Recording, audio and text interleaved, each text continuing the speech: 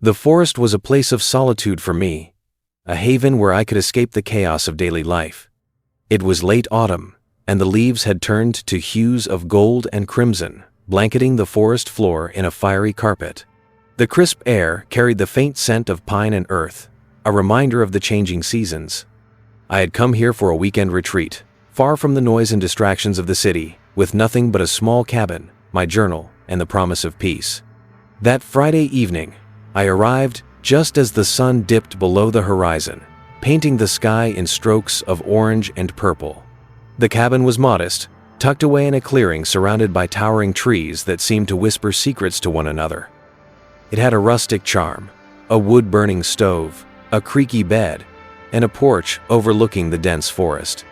I unpacked my things, lit a fire, and settled in for the night, the comforting crackle of burning wood filling the silence.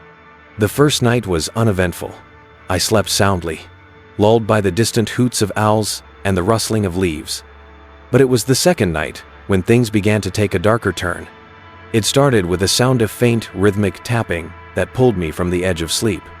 I lay still in bed, my heart thudding in my chest as I strained to listen. The tapping grew louder, more deliberate, and seemed to be coming from the porch. My first thought was the wind, perhaps a loose branch brushing against the cabin. But as I sat up and looked out the window, the trees stood still, their branches motionless in the moonlight. Grabbing the flashlight from the bedside table, I wrapped myself in a blanket and cautiously stepped onto the porch. The cold bit at my skin as I scanned the clearing, the beam of light cutting through the darkness. Nothing, just the silent forest bathed in silver moonlight. I convinced myself it must have been an animal and retreated inside, bolting the door behind me. The next day, I decided to explore the forest, hoping to shake off the lingering unease from the night before. With my backpack and a thermos of coffee, I ventured into the woods, following a trail that wound through towering pines and dense underbrush.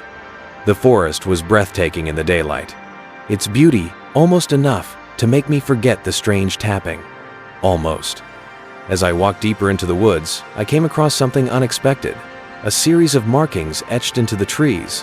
They were crude, almost childlike, and depicted strange symbols and figures. Curious, I traced my fingers over one of the carvings, feeling the roughness of the bark beneath my touch. The symbols seemed to form a path leading further into the forest. Against my better judgment, I decided to follow them. The trail of carvings led me to a small clearing, where an old, weathered structure stood. It was a stone altar, covered in moss, and surrounded by a circle of stones.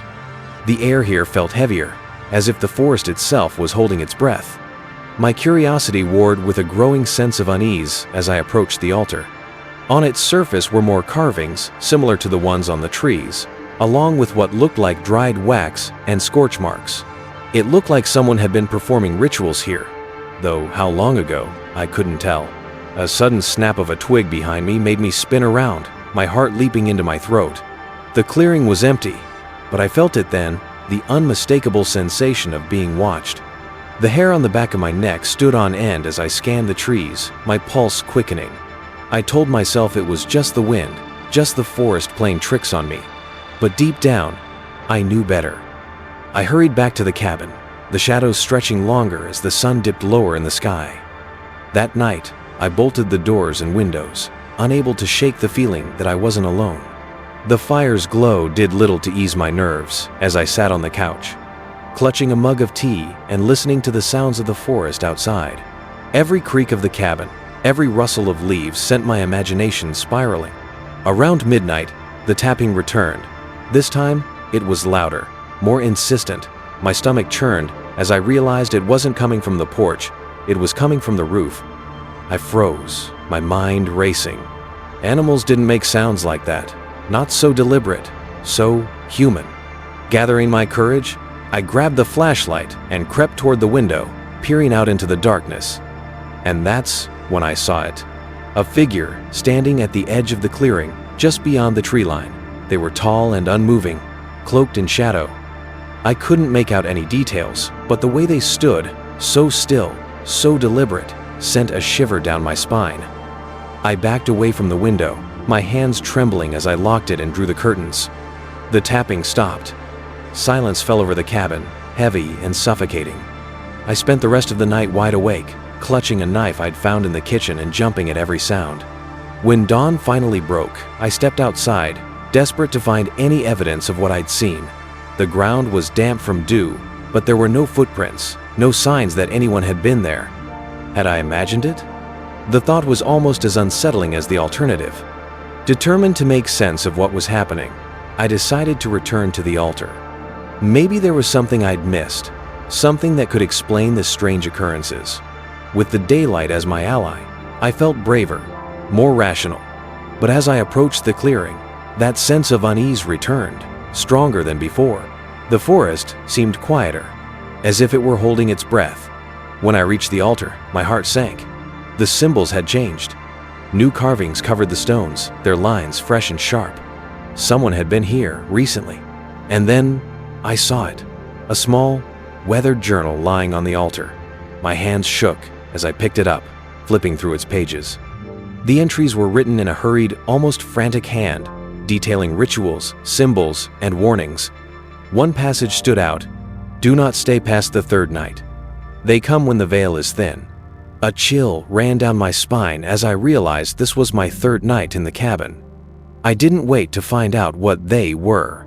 Grabbing the journal, I turned and ran, the forest seeming to close in around me as shadows danced in the corners of my vision. By the time I reached the cabin, my chest was heaving, and my mind was racing with questions. That night, I didn't sleep. I kept the lights on, the knife by my side, and the journal clutched in my hands. The forest outside seemed alive with movement, shadows flitting between the trees, whispers carried on the wind. And then, just as the journal had warned, they came. It started with the tapping, this time all around the cabin, as if multiple hands were drumming on the walls.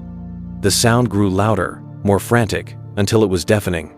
I shouted into the darkness, demanding to know who was there, but the only response was a low, guttural growl that seemed to reverberate through the cabin.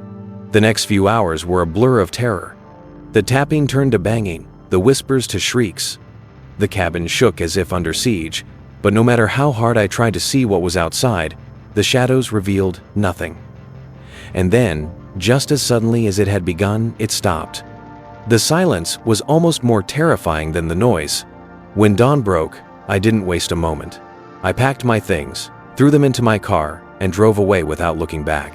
The journal sat on the passenger seat, a grim reminder of the nightmare I'd survived. To this day, I don't know what I encountered in that forest, but I do know one thing: I will never, ever return.